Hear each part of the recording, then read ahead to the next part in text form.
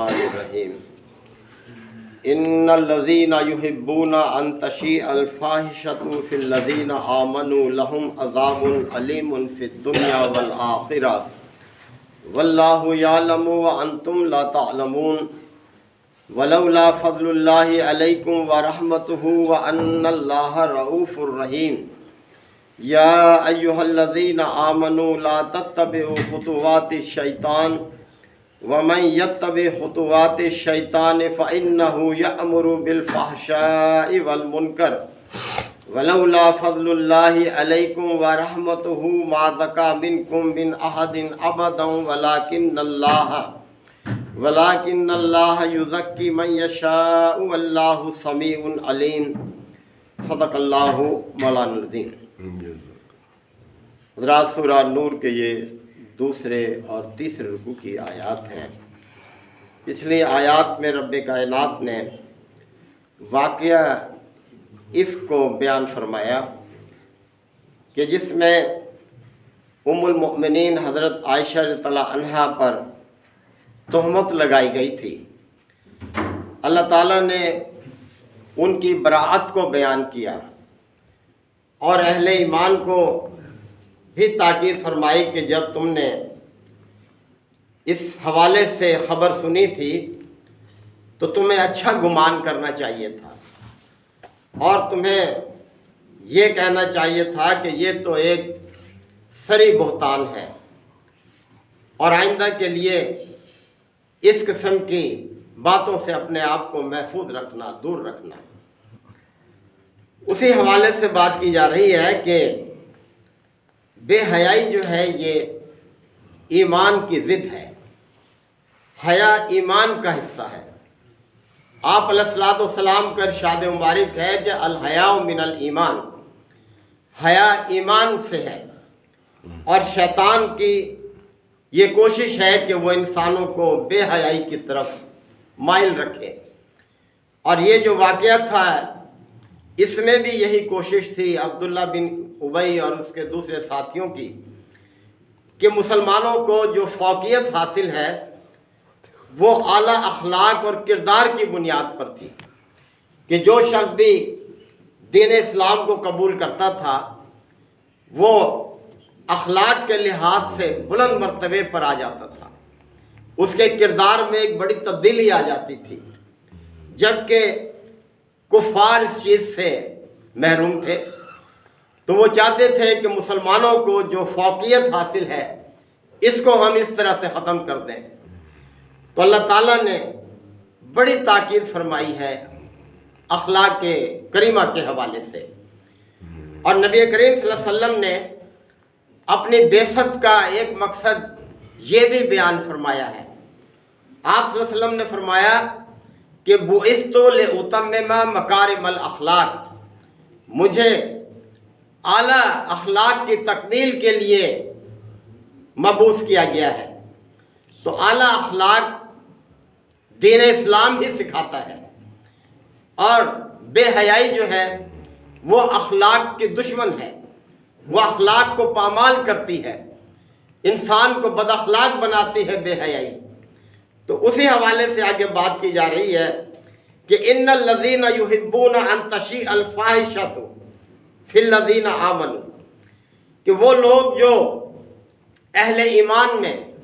بے حیائی کو فروغ دینا چاہتے ہیں، ان کے لیے دیکھیں کتنی خطرناک قسم کی وعید ہے اللہ تعالیٰ کی طرف سے کہ جو لوگ اہل ایمان میں بے حیائی کا فروغ چاہتے ہیں اس کے لیے توغ کرتے ہیں لہم عذاب علیم، ان کے لیے دردناک عذاب ہے، فی الدنیا والآخرہ،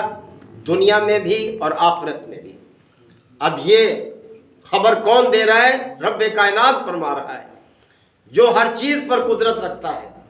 کہ جو لوگ بے حیائی کو فروغ دیتے ہیں ان کے لیے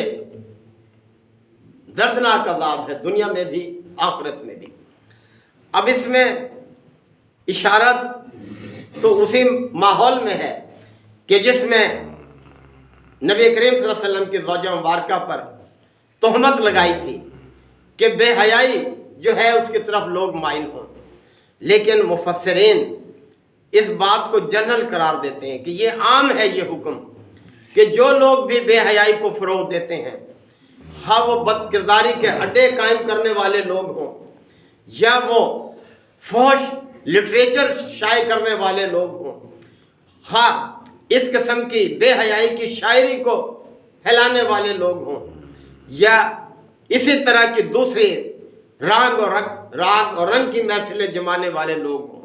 رقص و سرور کی محفلیں قائم کرنے والے لوگ ہوں، دلچسپ باتیں سناتے ہیں اس قسم کی کہ لوگوں میں بے حیائی کی طرف ان کے دل مائل ہوں، وہ سب اس میں شامل ہیں کہ اللہ تعالیٰ کی طرف سے ایسے لوگوں کے لیے عذاب ہے دنیا میں بھی اور آخرت میں بھی۔ تو اس قسم کی باتیں نہ صرف پھیلانا بلکہ ان کو سننا، ان کی طرف مائل ہونا بھی، یہ بھی معیوب ہے۔ واللہ یعلم وانتم لا تعلمون، اور اللہ ہی جانتا ہے تم نہیں جانتے۔ مطلب یہ ہے کہ اللہ تعالیٰ جانتا ہے کہ ان بے حیائی کی باتوں کے اثرات کتنے وسیع ہیں، معاشرے پر کتنے اثرات اس کے مسرت ہوتے ہیں، اور معاشرہ کس صورتحال سے دوچار ہو جائے گا اگر بے حیائی معاشرے میں پھیلتی رہے گی اور ان باتوں سے اگر پرہیز نہیں کیا جائے گا۔ تو اللہ جانتا ہے تم نہیں جانتے اس کے وسیع خطرات کو۔ وَلَوْ لَا فَضْلُ اللَّهِ عَلَيْكُمْ وَرَحْمَتُهُ، اور اگر اللہ کا فضل اور اس کی رحمت تمہارے شامل حال نہ ہوتی، یعنی وہ واقعہ جو پیش آیا اس میں اگر اللہ کا فضل اور اس کی رحمت تمہارے شامل حال نہ ہوتی، وَأَنَّ اللَّهَ رَؤُوفٌ الرَّحِيمٌ، اور یہ کہ اللہ ہی شفیق اور رحیم ہے، اگر ایسا نہ ہوتا کہ اللہ کی شفقت اور رحمت تمہارے شامل حال نہ ہوتی تو جن حالات میں تم تھے بہت برے نتائج سے تم دوچار ہوتے، بہت برا نتیجہ نکلتا اس صورتحال کا جو پیدا کی جا رہی تھی۔ یا ایھا الذین آمنوا، اے ایمان والو، کس طرح سے دیکھیں پیار بھرا خطاب ہے اللہ تعالیٰ کا ان لوگوں سے جنہوں نے ایمان کے راستے کو اختیار کیا ہے کہ اے ایمان والو لا تتبعوا خطوات الشیطان، شیطان کے نقش قدم پر نہ چلو۔ شیطان وہ تو کھلا دشمن ہے انسانوں کا، وہ نہیں چاہتا کہ انسان اچھے انجام کو حاصل کریں، اچھے راستے پر چلیں، وہ تو چاہتا ہے کہ اللہ سے دور ہو جائیں، اللہ کی اطاعت اور بندگی کو اختیار نہ کریں۔ تو اس لیے اللہ تعالیٰ نے متوجہ کیا ہے کہ ایمان والو شیطان کے نقش قدم پر نہ چلو۔ وَمَن يَتَّبِعْ خُطُوَاتِ الشَّيْطَانِ، اور جو بھی شیطان کے نقش قدم پر چلے گا فَإِنَّهُ يَأْمُرُ بِالْفَحْشَاءِ وَالْمُنکَرِ، تو شیطان تو بے حیائی اور برے کاموں کا حکم دیتا ہے۔ شیطان کا تو ہر وقت یہ ایجنڈا ہے، وہ تو اسی پر کام کر رہا ہے کہ لوگ بے حیا ہو جائیں اور برائی پر اپنے آپ کو قائم کر لیں، نیکی کی طرف نہ آئیں۔ تو اللہ تعالیٰ نے خبردار کیا ہے کہ فَإِنَّهُ يَأْمُرُ بِالْفَحْشَاءِ وَالْمُنکَرِ، وہ تو بے حیائی اور برے کاموں کی طرف ترغیب دیتا ہے، انہی کا حکم دیتا ہے۔ وَلَوْلَا فَضْلُ اللَّهِ عَلَيْكُمْ وَرَحْمَتُهُ، اور یاد رکھو اگر اللہ کا فضل اور اس کی رحمت تمہارے شامل حال نہ ہو، مَا زَكَىٰ مِنْكُمْ مِنْ أَحَدٍ ابدا، تو کوئی بھی پاکیزگی حاصل نہیں کر سکتا۔ یعنی تمہیں جو پاکیزگی حاصل ہوتی ہے وہ اللہ کے فضل اور اس کی رحمت کا نتیجہ ہے، اور اللہ کا فضل اور اس کی رحمت اسی کو حاصل ہوتی ہے جو اس کے فضل کا طلبگار ہوتا ہے۔ اللہ تعالیٰ دلوں کے حال جانتا ہے، جو پاکیزہ ہونا چاہتا ہے اللہ تعالیٰ اس کو پاکیزگی کا راستہ دکھاتا ہے، اور جو گندگی میں ہی رہنا چاہتا ہے اللہ تعالیٰ اسی طرف اس کی رسی دراز کر دیتا ہے۔ وَلَٰكِنَّ اللَّهَ يُزَكِّي مَن يَشَاءُ، بلکہ اللہ جس کو چاہتا ہے پاکیزگی عطا کرتا ہے، اور پاکیزہ لوگ ہی کامیاب ہونے والے ہیں۔ آپ پڑھتے رہتے ہیں، سنتے رہتے ہیں کہ قد افلح من تزکا، وہی فلاح پا گیا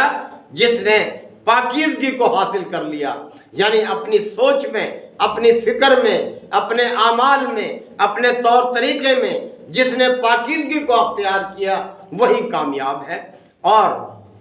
ومن خاب من دساہا، اور جس نے اس کو دبا دیا، اس پاکیزگی کو ٹھکرا دیا، وہ رسوا ہو گیا، اس کا تو کوئی ٹھکانہ پھر نہ رہا، وہ تو اللہ کے غضب کا شکار ہو جائے گا جو پاکیزگی کو چھوڑ دے گا۔ یہ سارے اعمال جو ہم دین اسلام کے اختیار کرتے ہیں عبادات کی شکل میں، معاملات کی شکل میں، یہ سب پاکیزگی عطا کرنے والے طریقے ہیں۔ تو یہ چیز پاکیزگی عطا کرتی ہے، اور اللہ انہی کو پاکیزگی عطا کرتا ہے جو اس کے طلبگار ہوتے ہیں۔ اللہ دلوں کے حال جانتا ہے کہ کس کے دل میں کیا سوچ ہے، کیا فکر ہے، کیا امنگ ہے، کیا خواہش ہے، تو ہر چیز کو پاکیزہ رکھنے کی ضرورت ہے۔ اللہ تعالی ہم سب کو عمل کی توفیق عطا فرمائے۔ الحمدللہ وکفا وسلام علی عبادہ الذین اصطفی ربنا آتنا فی الدنیا حسنہ وفی الآخرۃ حسنہ وقنا عذاب النار وادخلنا الجنۃ مع الابرار یا عزیز یا غفار یا رب العالمین۔ اللہم انک عفو کریم تحب العفو فاعف عنا۔ اللہم من احییتہ منا فاحیہ علی الاسلام ومن توفیتہ منا فتوفہ علی الایمان یا شافی الامراض اشف مرضانا ومرضى المسلمين یا قاضي الحاجات اقض حاجاتنا وحاجات المسلمين۔ اللهم اعز الاسلام والمسلمين، ربنا تقبل منا انك انت السميع العليم وتب علينا انك انت التواب الرحيم۔ صلی اللہ تعالی علی خیر خلقہ محمد وآلہ وصحبہ اجمعین۔ آمین۔ شکر